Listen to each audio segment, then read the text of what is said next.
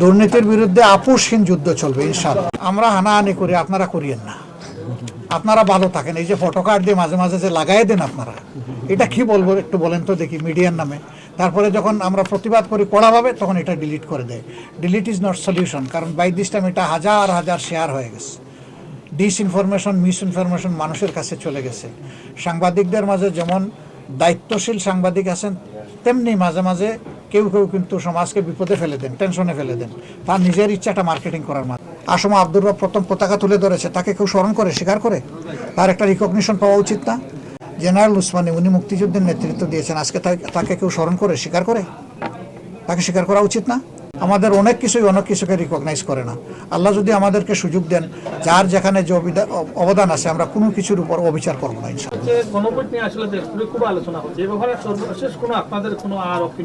আমাদের stand very clear, গণভোট আগে হতে হবে, নইলে এটা মূল্যহীন, এটার কোনো 2 পয়সার মূল্য নাই। তারা করেছে বর্তমানে যে আপনাদের মধ্যে যে হানাহানি বা আপনাদের মধ্যে যে বিভিন্ন প্রশ্ন বা বিভিন্ন আপনারা ওই সুযোগ পাবে বলে মনে করেন কিনা? আমরা হানাহানি করি, আপনারা করিয়েন না। আপনারা ভালো থাকেন। এই যে ফটো কার্ড দিয়ে মাঝে মাঝে যে লাগাই দেন আপনারা, এটা কি বলবো একটু বলেন তো দেখি মিডিয়ার নামে। তারপরে যখন আমরা প্রতিবাদ করি কড়াভাবে, তখন এটা ডিলিট করে দেয়। ডিলিট ইজ নট সলিউশন, কারণ বাই দিস টাইম এটা হাজার হাজার শেয়ার হয়ে গেছে। ডিসইনফরমেশন, মিসইনফরমেশন মানুষের কাছে চলে গেছে। সাংবাদিকদের মাঝে যেমন দায়িত্বশীল সাংবাদিক আছেন, তেমনি মাঝে মাঝে কেউ কেউ কিন্তু সমাজকে বিপদে ফেলে দেন, টেনশনে ফেলে দেন, তার নিজের ইচ্ছাটা মার্কেটিং করার মাধ্যমে। যে কোনো অপরাধের বিরুদ্ধে, এটা কে করলো, সেনাবাহিনীর লোকেরা করলো না অন্য কেউ করলো, এটা ম্যাটার করে না। আমাদের কাছে অপরাধ যে করবে সে একজন অপরাধী। আমরা এই কথাগুলা যত জায়গায় বলা দরকার আমরা বলেছি, যাদেরকে বোঝানো দরকার আমরা বুঝিয়েছি। আমরা এটা চাই না কারো উপর অবিচার হবে, কিন্তু অপরাধ হলে তার ন্যায় বিচার পাওয়ার অধিকার ভিকটিমের অবশ্যই আছে। আমরা এই দৃষ্টিকোণ থেকে সকল অবিচারের বিরুদ্ধে ন্যায় বিচারকে আমরা সমর্থন করব। আর আমাদের 5টা প্রায়োরিটি অঙ্গীকারের মধ্যে একটা হচ্ছে সমাজে সর্বস্তরে ন্যায় বিচার কায়েম করা।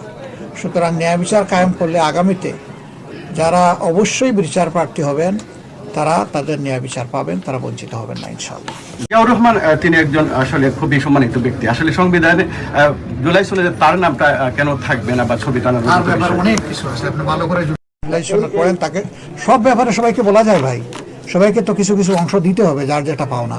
যেমন ধরেন জেনারেল উসমানী, উনি মুক্তিযুদ্ধের নেতৃত্ব দিয়েছেন, আজকে তাকে কেউ স্মরণ করে, স্বীকার করে? তাকে স্বীকার করা উচিত না? আসমা আব্দুর রব প্রথম পতাকা তুলে ধরেছে, তাকে কেউ স্মরণ করে, স্বীকার করে? তার একটা রিকগনিশন পাওয়া উচিত না? আমাদের অনেক কিছুকে রিকগনাইজ করে না। আল্লাহ যদি আমাদেরকে সুযোগ দেন, যার যেখানে যে অবদান আছে, আমরা কোনো কিছুর উপর অবিচার করবো না ইনশাআল্লাহ।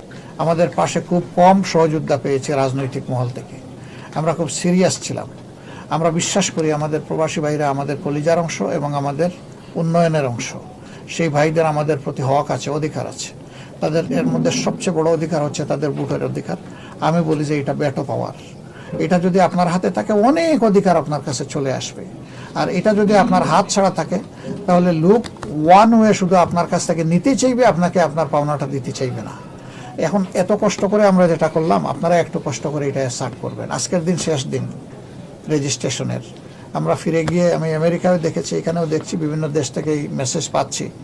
আমরা সরকারকে এবং নির্বাচন কমিশনকে অনুরোধ করব যে তারা অ্যাটলিস্ট আরও 15টা দিন বাড়াতে পারে কিনা। খুব বেশি পারবে না, ফেব্রুয়ারিতে যেহেতু ইলেকশন হবে, তার আগে খসড়া ভোটার তালিকা তাদেরকে ফাইনাল করতে হবে। এটা আবার জনগণের কাছে ফ্লোট করতে হবে। কোনো কনসার্ন থাকলে সেটা কারেকশন করতে হবে, কারেকশন করে সেটাকে ফাইনালাইজ করতে হবে। ফাইনালাইজ করার পরেই তারা শুধু স্কেজুয়াল ডিক্লারেশন করতে পারবেন, এর আগে পারবেন না। এখন এই প্রক্রিয়াগুলো তো সহজ না, কিছু তো টাইম এফোর্ট দিতে হবে, কিছু সময় তাদেরকে। অনেকে আমাদেরকে বলেছিলেন যে পুরা নভেম্বর মাসটা, আমি চিন্তা করে দেখেছি এটা বাস্তবসম্মত না। অন্তত নভেম্বরের 15 দিন যদি দেওয়া হয়, আর মানুষ সবাই যদি সিরিয়াস হয়, সরকার এবং নির্বাচন কমিশন যদি দায়িত্বশীল হয় এবং তারা তাদের দায়িত্ব পালন করে, তাহলে এবার 100% যদি হয় আলহামদুলিল্লাহ। যদি নাও হয়, বেশিরভাগ লোক যদি হয়, তাহলে আগামীতে 100% কমপ্লিট হবে ইনশাআল্লাহ। আমরা আশা করি দরজাটা যে ওপেন হয়েছে, গুরুত্বটা যে সবাই স্বীকৃতি দিয়েছে, স্বীকার করে নিয়েছে, এটাই একটা অ্যাচিভমেন্ট। এখন বাকিটা ইনশাআল্লাহ আপনাদের সমান তালে যুদ্ধ করতে হবে আপনাদের অধিকার আপনাদের আদায় করার জন্য এবং ভোটের অধিকার নিশ্চিত করার জন্য। আছে, আমরা আমাদের ম্যানিফেস্টোতে সেগুলা ইনশাআল্লাহ ডিক্লেয়ার করব। তবে আমাদের ম্যানিফেস্টো এখন বান্দা ঝাঁপি। আমরা স্কেজুয়াল ডিক্লারেশনের আগে ম্যানিফেস্টোর কিছুই ডিসক্লোজ করব না। আমরা এটা স্কেজুয়াল ডিক্লারেশন হওয়ার পরে ইনশাল্লাহ ডিসক্লোজ করব, তখন আপনারা দেখতে পারবেন। আমাদের ম্যানিফেস্টো কোরআনের আয়াত নয়, আমাদের জ্ঞান বুদ্ধি অনুযায়ী সর্বোচ্চটা যেটা পারবো সেটাই করব, যেটা পারবো না সেটা বলবো না। এবং মিথ্যা কোনো আশ্বাস আমরা জাতিকে দেব না, যে যার ইচ্ছা যাই দেব, এটা তাদের ব্যাপার, কিন্তু আমরা কোনো মিথ্যা আশ্বাস জাতিকে দেব না। আমাদের সেই ইয়েতে ম্যানিফেস্টোর সাথে ইনশাল্লাহ পরিকল্পনাও থাকবে, আপনারা পাবেন। সেখানে আপনাদের কোনো সাজেশন হলে এটাও আমরা চাই।